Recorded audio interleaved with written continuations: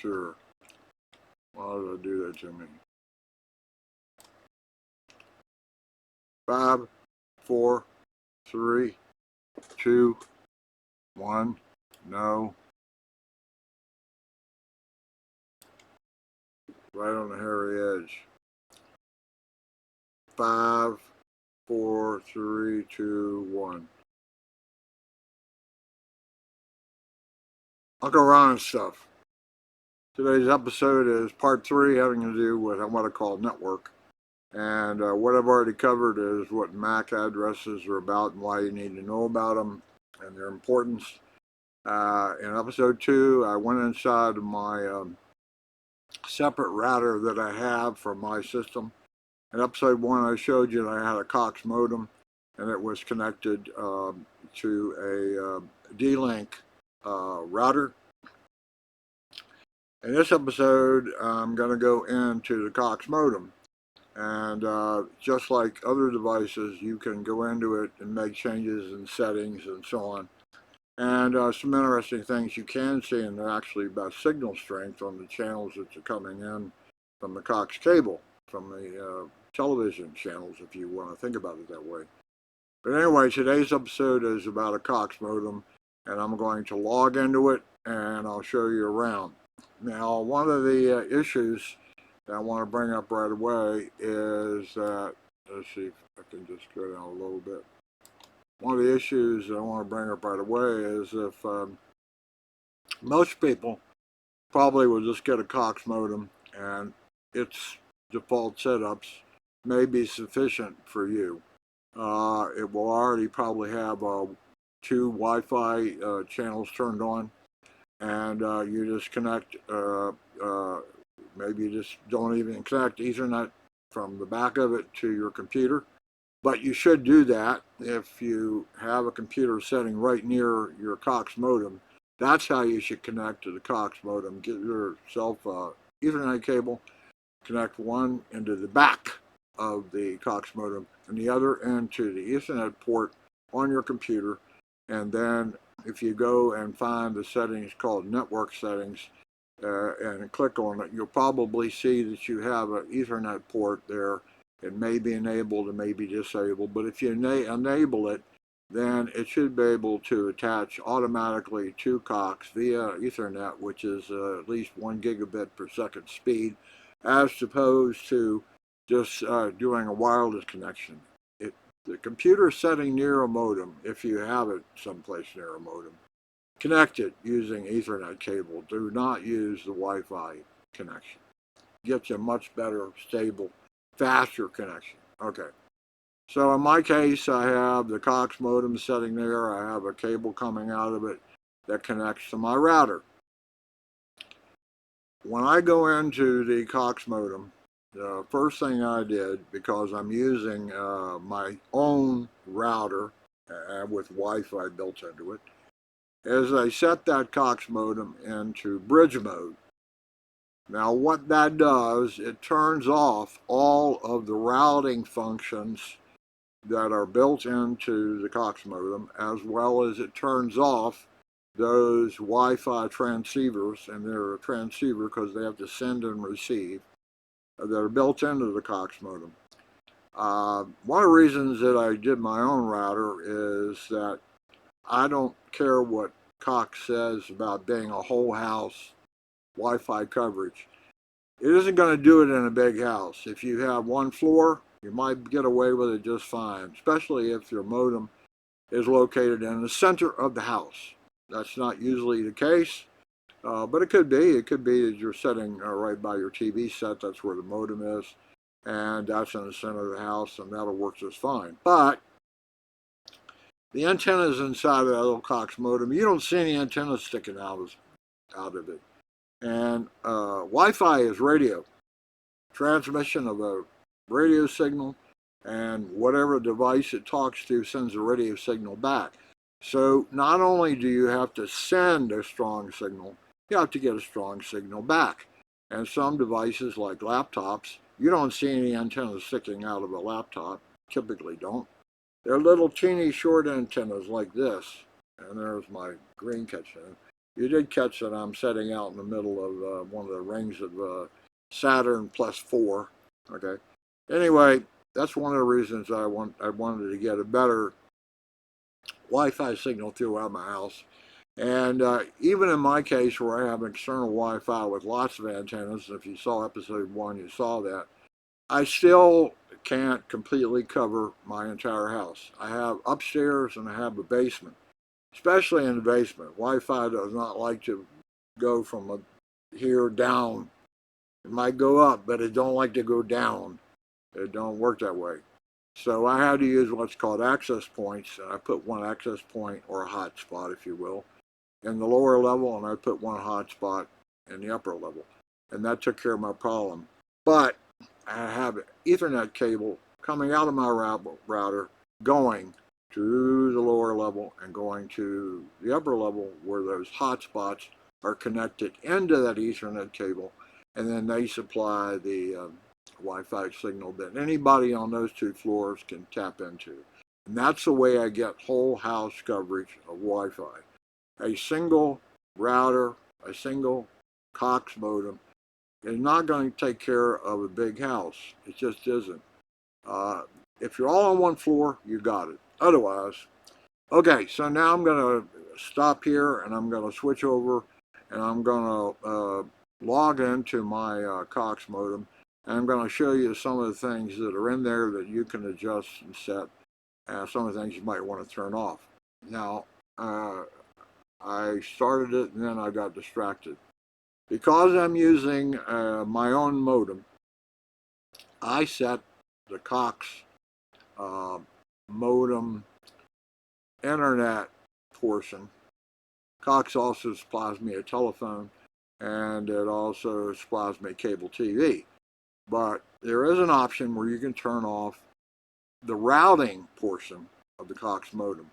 And by turning it off, what you do is you set it into bridge mode, and that will come up somewhere. Bridge mode automatically turns off the routing function inside the Cox modem. Also turns off the Wi-Fi signals. I want my router to do all that. I want it to do the routing between the MAC address devices that are on my network and the intranet, or between devices sitting on my local area network via an Ethernet cable or a Wi-Fi signal. So I set my Cox modem to bridge mode, so it does not try to do any kind of routing. It does not try to send a signal, a Wi-Fi signal, out that would just confuse everybody and everything else. And if you have 2 routers, and that's what you would have if you didn't disable it in your Cox modem, then both routers would be trying to figure out signals back and forth to the internet, would be trying to figure out which device is supposed to go to based on an IP address, and they might assign different IP addresses to the same device or so on. You don't want to do that. Okay, enough of this. Today is the 16th of September. I'm now going to switch over to screen view and log in to my Cox modem. Hopefully this works. Okay, here we are at Google on my computer, and what you do to get into a modem or a router is you go right up at the direct address bar, and in my case, my Cox modem has this sort of address to get into it, IP address. I'm not using a MAC here, I'm using an IP address, 192.168.1.1, and I think that'll do it. And here you see I've gotten into the MAC, the Cox modem, and I have a username and password for it, and I got to click login. All right, we're inside. Here are the major functions that you can get to. Go back up there. I guess that went.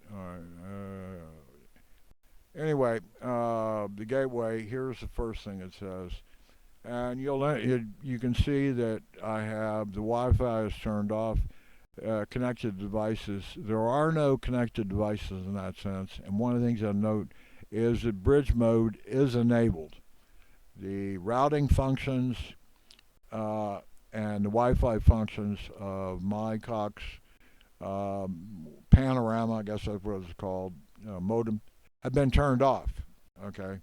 Now, if you that was at a glance. If I look at connections, I can see the status, and you'll see in this case that the local IP, all that stuff has been disabled because I have it in bridge mode.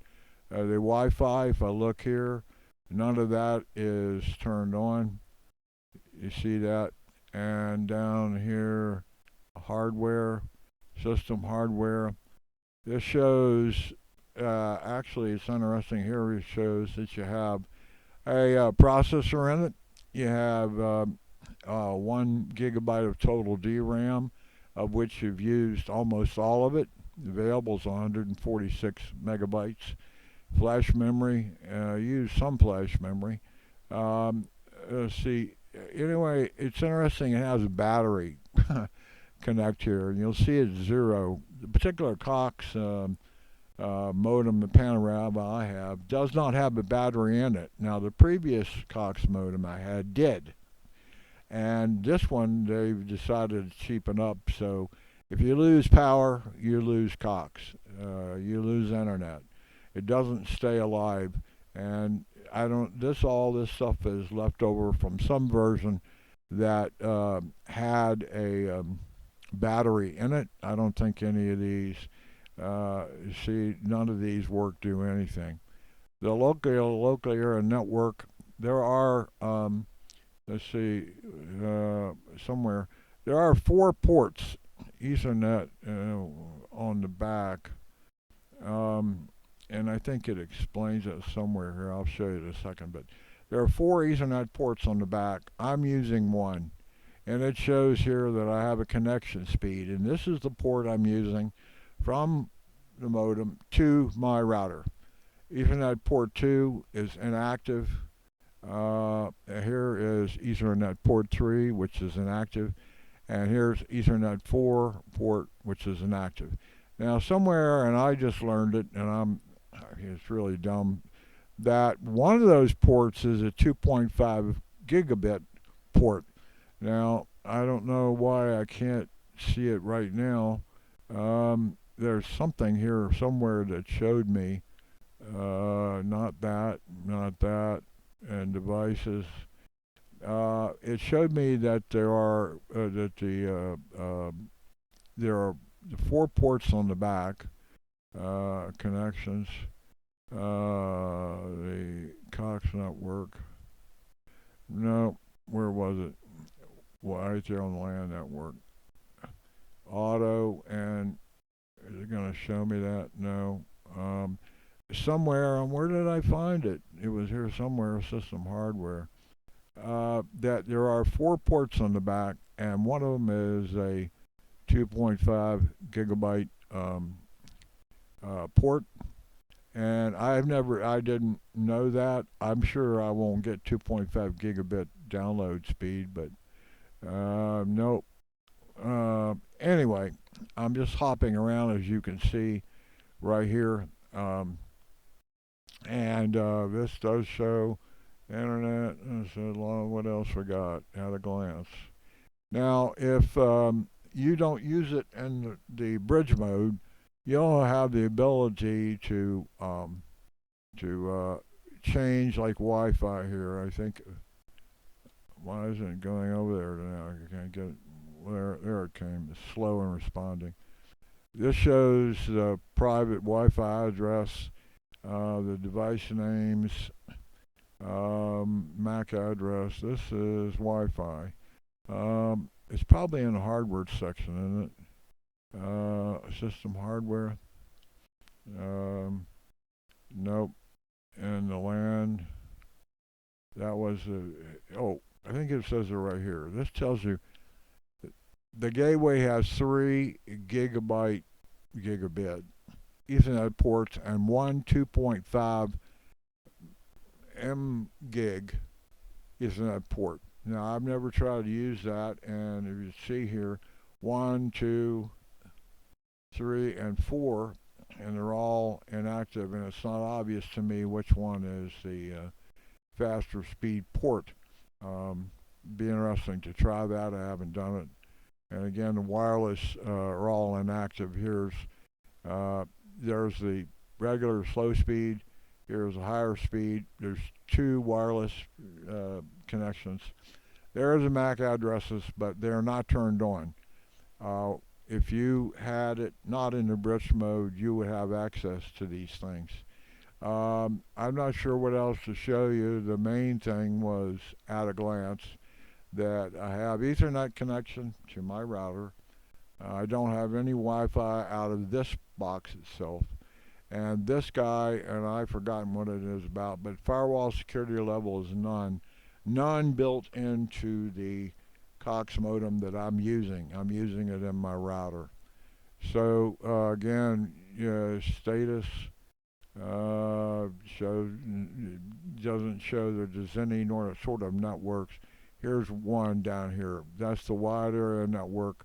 That's connected to. It says auto wide, and down here is client enabled, and this would be that one is to uh, up to Cox, and this one, this one is me, and this is up to Cox. Yeah, these are the two connections. Cox network is up to Cox, and this is the connection out of the router to out of the modem to my router. It shows those, and I don't know if I click edit, you can have it auto connected. I don't know. That's not anything there. And I haven't. It's been a while since I've been in here. The Cox network. View it. Oh, I can only view it. This guy I can edit, and the wide area network. I could change it to Ethernet. That would be a strange setting to put it on, but auto. Anyway, that's a quick look inside, and there are troubleshootings here, diagnostic tools, connectivity. There is check for IP address. None of this is turned on because I'm not using it as a router. Um, there was, I think, somewhere, and I've used it before, and at a glance, no hardware. There was a way to see what the signal levels are on the cable that's coming in, and I can't find it right now. Where that would be. It's not in troubleshooting, but I have seen it before. Log diagnostic tools. We already did that. Um, in here somewhere. Um, I thought that I had gotten it before, where you could see status as Cox. That's all the Wi-Fi stuff. I'm just no, I'm not. I don't seldom go into this device, and again, I have it really all turned off. That's just the current hardware. At one time, system hardware. At one time, I could definitely see the signal strength of the cable coming in, but today I can't find it. Advanced. This is all mainly about the built-in routing that's in the. See, I didn't sign any. I don't allow remote access by Cox or anybody into my Cox modem router/router. I don't allow that. So anyway, I don't know. I can't find it right now, but I'm sure I have seen once I got into the modem that I could see. Let's see. I guess not. I thought I could see it somewhere. The no, I could see the signal strength of what the cable was coming into the house, but I don't see it. You may be able to see it at your end. I may have done something and that no longer longer I'm able to see that stuff. Anyway, that's into a Cox modem, and I can log out, and it will take me back to here. And once again, there is a username and password on it. I don't know what the defaults are. You can change them, of course, and then log back in, and you see it's set in bridge mode. That's all I got on this. Again, because I'm using an external router. If you want to use the Cox modem to do the panoramic thing and Wi-Fi provides Wi-Fi and routing, you can do that. You just disable bridge mode, and then you have access to set. Maybe you don't want but one Wi-Fi signal and you want the fast one, and that's what you could do. I'm not sure how the Wi-Fi handles signals. It may only be able to process one of those two at a time and not both, but I'm not 100% sure. That's enough of this. This is just a look inside. And the idea is that I'm going to inform you that you can log into your modem some way or another, and there will be settings inside, of which most defaults are going to be okay, but there will be some maybe you might want to change for whatever reason, or disable that whole routing mechanism built into that modem and use your own specialized router. The router and the Wi-Fi in most of these consumer grade, Cox grade modem slash router are not the bestest in the world for sure. You saw nothing inside. I did not click through any sort of settings which allow me to do quality of service or set a priority on devices that are connected to it. You don't have that ability at all built into the Cox modem. You can't set a priority on if four guys want to get access via the Wi-Fi to the internet, which one do you give priority to? And in my case, I always want the Fire Stick attached to the TV to have the highest priority because I'm streaming something. But you don't have that ability here. That was the other thing I guess I should point out to you. I've gone down through most of the possibilities of things, and what I didn't point out, I guess, is what you can't do, what you can't see, what you can't change. And it doesn't have anywhere near the ability to modify that an external router has like I have. That's enough for today. I'm going to go log out, and we're back here to this. I'm logged in, and you'll see right up here, I'm logged in 192.168.1.1. Yours may be slightly different, but whatever that is, you can type it in the address bar, and it will come to some kind of login window like this. You need to log in, and you'll be able to see all the connections. That's it for Uncle Ron's stuff on this portion. I hopefully got a little bit out of it. I was sort of lost going around in there because I haven't been in such a long time. I set it up one time and then forgot it, and that was 5 years ago. Today is the 16th of September, and this is the last of the sequence. I've thought about an add-on maybe showing you how to share drives over your local area network, and I may do that. That's a little more sketchy and iffy. But so long for this one. I hope it helped, and I'll finish it up and get it on the net.